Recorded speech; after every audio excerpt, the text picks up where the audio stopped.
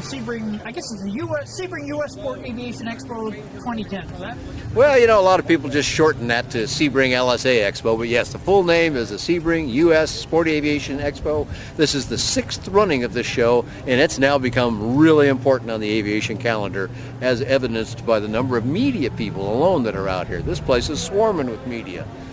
There seems to be a lot of new stuff that's happening this year. Can you maybe just run over some of it? Yeah, let's hit a few of the highlights. Of course, one of our big buzzes this year before coming into the show was the entrance of Piper Aircraft into the LSA space. Pretty cool. Another legacy brand joining Cessna, joining Cirrus. Those two companies, of course, Cessna charging ahead with their Skycatcher. Cirrus in a little delay right now due to the economy with their SRS, but Piper just introduced their Piper Sport here. They got the Piper Jet on the high end, they got the Piper Sport on the low end. Pretty cool. Bringing that airplane in from the Czech Republic. Some of us knew it as the Sport Cruiser.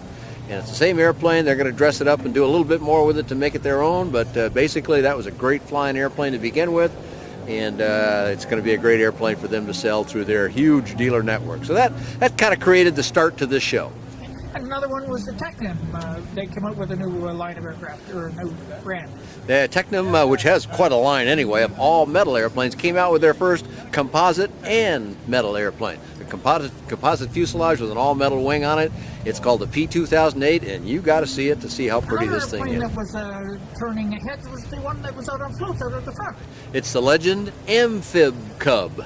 And we've seen that on straight floats before, but it was a little bit of a prototype at that time. Now it's all done with amphibious floats made by Bauman Aviation, one of our U.S. brands. So we got a Made in America airplane, we got a Made in America floats. It's looking good and standing tall out there right on the front line.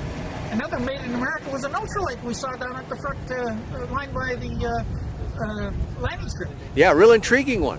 Company name is B-Light.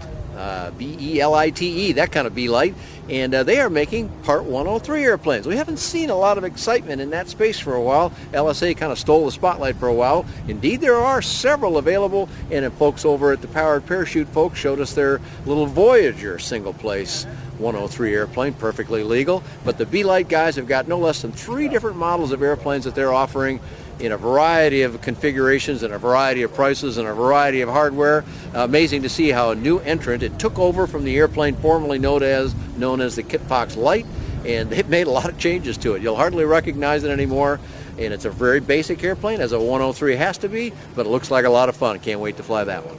And you were talking about the Powered Parachute guys. I think it was Parachute. They're also manufacturing the trike now, from what I understand. Yeah, isn't that a crazy mixed up thing? But the Parachute guys, when they first burst on the scene, close to a decade ago, I think, they got 1,500 of those flying, they told us. They were doing some great work with just beautiful hardware, nice epoxy coating painting, beautiful parts all over. You had to admire that. And then last year at Sun and Fun 2009, we saw this really handsome trike, just tricked out all the way from the folks at Tampa Bay Aerosports, called the Revo, R-E-V-O, like retro sort of, but Revo.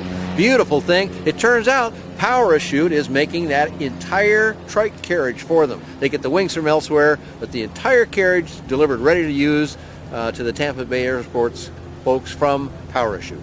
No, you talk about retro, and you can't get any more retro on that little Warner Sportster that we were looking at. Isn't that a pretty little thing? There's a company that's they're showing down here. They're not quite ready yet. They said maybe by the end of the year, so they've got a little work to do yet. They're chasing the paper that's required. That is, they're filling out all the documents and creating all the many things that are required under ASTM. It's a pretty robust certification program. It may be done by industry, not by government, but it's pretty demanding, and they're working through that. But they've already got a gorgeous airplane. They showed us that, and I looked at the canopy on it. It was looked like a one-seater. He pulls a lever, flips back this long canopy. Sure enough, it's a two-seater inside there. So they've got a two-seater with a single canopy, a two-seater with a dual-person canopy, or a two-person one with 2 open cockpits. Pretty cool combination from a company we've seen before known as a Spacewalker, and now they're going to be coming out with this one in the LSA space. Right up from them, we had an airplane that had dynamic, I knew it is, but you indicated that that was the wrong pronunciation of it? Well, in Europe they say dynamique, but you know, what do they know over there? Anyway, they do know how to build a nice airplane. They brought it in here, and we Americans like to call it just dynamic, and that really defines it pretty well. This is not brand new to us. It's been in the country for a little while, but it's starting to gain some momentum, and it is just such a beautiful, smooth airplane. We got a lot of cool airplanes out here. We got some little boxier ones that are low cost. We got some sleek jobs made out of carbon fiber. Kind of a little bit of everything here for you at Sebring 2010.